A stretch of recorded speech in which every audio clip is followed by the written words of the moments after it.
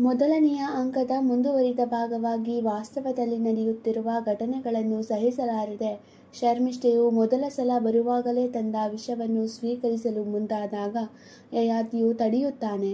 ಅದಕ್ಕೆ ಅವಳು, ನನ್ನನ್ನು ಏಕೆ ತಡೆದಿರಿ? ನಾನು ಈ ವಿಷವನ್ನು ಸ್ವೀಕರಿಸಿ ಪ್ರಾಣ ಬಿಟ್ಟಿದ್ದರೆ ಸರಿ ಹೋಗುತ್ತಿತ್ತು. ಏಕೆಂದರೆ ಈಗಾಗಲೇ ನನ್ನಿಂದ ಈ ಅರಮನೆಗೆ ಸಾಕಷ್ಟು ತೊಂದರೆಗಳಾಗಿವೆ. ಹಾಗಾಗಿ ನಾನು ಇಲ್ಲದಿದ್ದರೆ ಎಲ್ಲದಕ್ಕೂ ಪರಿಹಾರ ದೊರೆಯುತ್ತಿತ್ತು ಎಂದು ಹೇಳಿದ ಶರ್ಮಿಷ್ಠೆಯ ಈ ಮಾತಿಗೆ ಯಯಾತಿಯು, ಹಿಂದೆ ನಡೆದ ಘಟನೆಗಳನ್ನು ಮರೆತುಬಿಡು. ದಯವಿಟ್ಟು ಈ ರೀತಿ ಮಾತನಾಡಬೇಡ. ನಾನು ನಿನ್ನನ್ನು ಮನಸಾರೆ ನನ್ನ ಹೆಂಡತಿ, ಈ ಅರಮನೆಯ ರಾಣಿ ಎಂದು ಸ್ವೀಕರಿಸಿದ್ದೇನೆ ಎಂದು ಹೇಳುತ್ತಾನೆ. ಹೀಗೆ ಮುಂದುವರಿಸುತ್ತಾ ಹೇಳುತ್ತಾನೆ, ಮುಂದೆ ಈ ಅರಮನೆಯಲ್ಲಿ ನಾನು ಬರೀ ಸಂತೋಷದ ಕ್ಷಣಗಳನ್ನು ಮಾತ್ರ ಕಾಣಲು ಬಯಸುತ್ತೇನೆ. ಈ ಖುಷಿ ಕ್ಷಣಗಳನ್ನು ನಾನು ದೇವಯಾನಿಯಿಂದ ಅನುಭವಿಸಲಿಲ್ಲ ಎಂದು ಹೇಳಿದಾಗ ಶರ್ಮಿಷ್ಠೆ, ಇದಕ್ಕೆ ಕಾರಣ ಆಕೆ ನಿಮ್ಮನ್ನು ಮದುವೆಯಾಗಲು ಮುಂಚೆಯೇ ಕಚನನ್ನು ಪ್ರೀತಿಸುತ್ತಿದ್ದಳು. ಆತನು ಇವಳನ್ನು ಬಿಟ್ಟು ಹೋದ ಮೇಲೆ ಆಕೆಯ ಮಾನಸಿಕ ನೋವನ್ನು ನಾನು ಕಂಡಿದ್ದೇನೆ.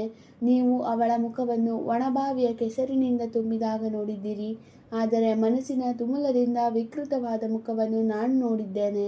ಒಮ್ಮೆ ನೋಡಿದ್ದೇ ಸಾಕು ಎಂದು ಹೇಳುತ್ತಾಳೆ. ಅದಕ್ಕೆ ಯಯಾತಿ, ಅದರ ಚಿಂತೆ ಬೇಡ, ನಾನಿರುವಾಗ ನಿನಗೆ ಯಾವುದರ ಚಿಂತೆ ಎಂದು ಹೇಳುತ್ತಾನೆ.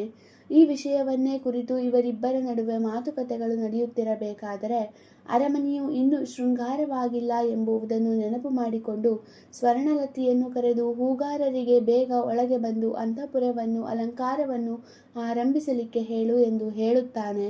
ಇದಕ್ಕೆ ಆಕೆಯು, ಮಹಾಪ್ರಭು, ದೇವಯಾನಿ ದೇವಿಯವರು ಹೇಳಿದ್ದಕ್ಕಾಗಿ ಹೂಗಾರರು ಈಗಾಗಲೇ ಹೊರಟು ಹೋಗಿದ್ದಾರೆ ಎಂದು ಹೇಳುತ್ತಾಳೆ. ಈ ವಿಷಯವನ್ನು ತಿಳಿದ ಯಯಾತಿ, ಯಾವಾಗ ಬಂದರು ಎಂದು ಕೇಳಿದಾಗ ಆಕೆಯು ನಡೆದ ಎಲ್ಲ ಘಟನೆಗಳನ್ನು ವಿವರಿಸಿದಾಗ ಯಯಾತಿಯು ಭಯದಿಂದ ದೇವಯಾನಿಯನ್ನು ಒಳಗೆ ಕಳುಹಿಸು ಎಂದು ಹಾಗೂ ಶರ್ಮಿಷ್ಠೆಯನ್ನು ಈ ಅಂತಃಪುರದಿಂದ ಹೊರಗೆ ಹೋಗು ಎಂದು ಹೇಳುತ್ತಾನೆ. ದೇವಯಾನಿಯು ಬರುವ ವೇಳೆಗೆ ಇವರಿಬ್ಬರ ನಡುವೆ ಈ ವಿಷಯದ ಬಗ್ಗೆ ಮಾತುಕತೆಗಳು ನಡೆಯುತ್ತಿರುತ್ತದೆ.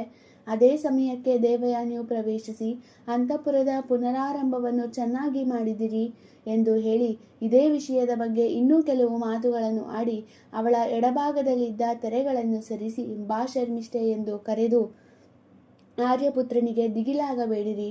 ಅವಳು ನನ್ನ ಚಿಕ್ಕಂದಿನ ಗೆಳತಿ. ಅವಳ ಸ್ವಭಾವ ನನಗೆ ತಿಳಿದಿರುವ ಹಾಗೆ ನಿಮಗೆ ತಿಳಿದಿಲ್ಲ ಎಂದು ಹೇಳುತ್ತಾಳೆ. ಇದೇ ವಿಷಯವನ್ನು ಬಹಳ ಸಮಯದವರೆಗೆ ಮೂವರೂ ವಾದಿಸುತ್ತಾರೆ. ಹಾಗೆ ಯಯಾತಿ ಮತ್ತು ಶರ್ಮಿಷ್ಠೆ ದೇವಯಾನಿಯನ್ನು ಸಮಾಧಾನ ಮಾಡಲು ಪ್ರಯತ್ನ ಪಡುತ್ತಾರೆ. ಆದರೆ ಅದು ಸಾಧ್ಯವಾಗುವುದಿಲ್ಲ. ಈಗಾಗಲೇ ಸಾಕಷ್ಟು ಕಾರಣಗಳಿಂದ ದೇವಯಾನಿಗೆ ಶರ್ಮಿಷ್ಠೆಯಿಂದ ಬೇಸರವಾಗಿತ್ತು.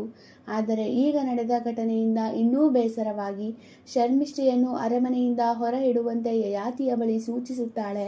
ಆದರೆ ಶರ್ಮಿಷ್ಠೆ ಈ ಮಾತಿಗೆ ಒಪ್ಪದೆ ಮನೆ ನನಗೆ ಮಸಣ ಎಂದು ಹೇಳುತ್ತಾಳೆ.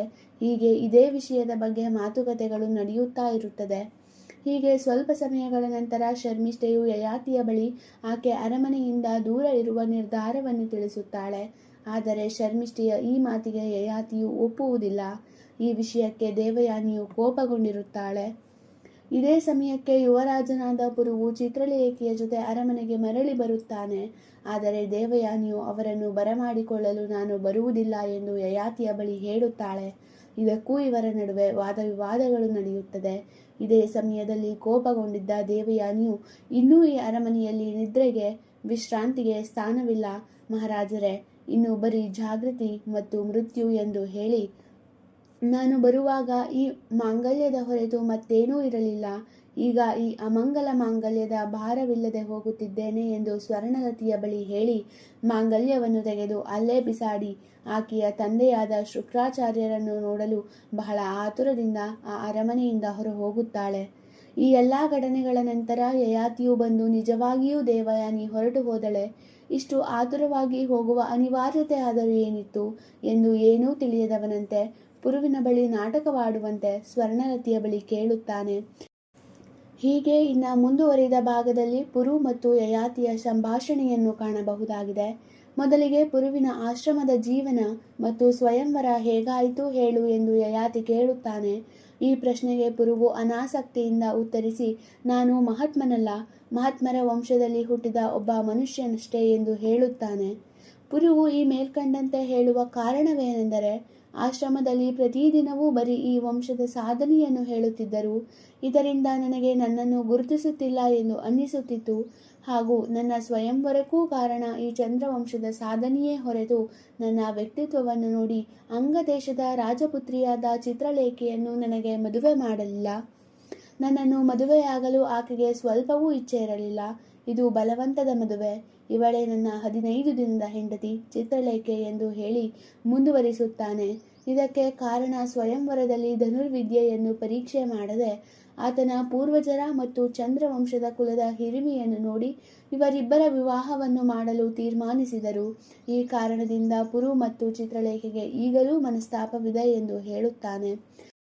ಹೀಗೆ ಸ್ವಲ್ಪ ಸಮಯಗಳ ಕಾಲ ಯಯಾತಿ ಪುರುವಿನ ವಾದ ವಿವಾದಗಳ ನಂತರ ಪುರುವು ಯಯಾತಿಯನ್ನು, ಅಪ್ಪ, ಕೊನೆಯ ಸಲ ಕೇಳುತ್ತಿದ್ದೇನೆ, ನನ್ನ ತಾಯಿ ಯಾರು? ನನಗೀಗ ಅದರ ಸಂಪೂರ್ಣ ಉತ್ತರ ಸಿಗಲೇಬೇಕು, ಹೇಳಿ ಎಂದಾಗ ಯಯಾತಿ ಖಂಡಿತ ಹೇಳುತ್ತೇನೆ ಎಂದು ಹೇಳಿ ಆತನು ಆಕೆಯನ್ನು ಮದುವೆಯಾದ ಕಾರಣವನ್ನು, ಮದುವೆಯ ನಂತರದ ಸಮಸ್ಯೆಗಳನ್ನು ಹೇಳಿ, ನಿನಗೆ ನಿನ್ನ ತಾಯಿಯ ವಂಶಸ್ಥರನ್ನು ಪರಿಚಯಿಸಿದರ ಕಾರಣವೇನೆಂದರೆ ಆಕೆ ಆರ್ಯಕುಲದವಳೇ ಅಲ್ಲ, ರಾಕ್ಷಸ ಕುಲದವಳು. ನಿನ್ನ ನರಗಳಲ್ಲಿ ರಾಕ್ಷಸರ ರಕ್ತವೂ ಇದೆ. ನಾನು ಅವಳನ್ನು ಮದುವೆಯಾದದ್ದು ಆಕೆಯ ಸೌಂದರ್ಯವನ್ನು ನೋಡಿ ಅಷ್ಟೇ ಎಂದು ಹೇಳುತ್ತಾನೆ. ಹೀಗೆ ಆತನ ತಾಯಿಯ ಬಗ್ಗೆ ಇನ್ನಷ್ಟು ವಿಷಯವನ್ನು ತಿಳಿದ ಪುರುವಿನ ದ್ವೇಷ, ವಂಶದ ಮೇಲಿನ ಅನಾಸಕ್ತಿ ಇನ್ನಷ್ಟು ಹೆಚ್ಚಾಗುತ್ತದೆ. ಇಷ್ಟೆಲ್ಲದರ ಮಧ್ಯೆ ದೇವಯಾನಿಯಿಂದ ಎಲ್ಲ ವಿಷಯವನ್ನು ತಿಳಿದಿದ್ದ ಶುಕ್ರಾಚಾರ್ಯರು ಯಯಾತಿಗೆ ಈ ಸಂಜೆಯೊಳಗೆ ಮುದುಕನಾಗಲಿ ಎಂದು ಶಾಪವನ್ನಿಡುತ್ತಾರೆ. ಇದರಿಂದ ಹೊರಬರುವ ಪ್ರಯತ್ನ ಮಾಡಲು ಪುರುವು ತನ್ನಗೆ ಆಸರಿಯಾಗಿ ನಿಲ್ಲುತ್ತಾನೆ ಎಂಬೆಲ್ಲ ವಿವರಗಳೊಂದಿಗೆ 2ನೆಯ ಅಂಕವು ಮುಕ್ತಾಯಗೊಳ್ಳುತ್ತದೆ.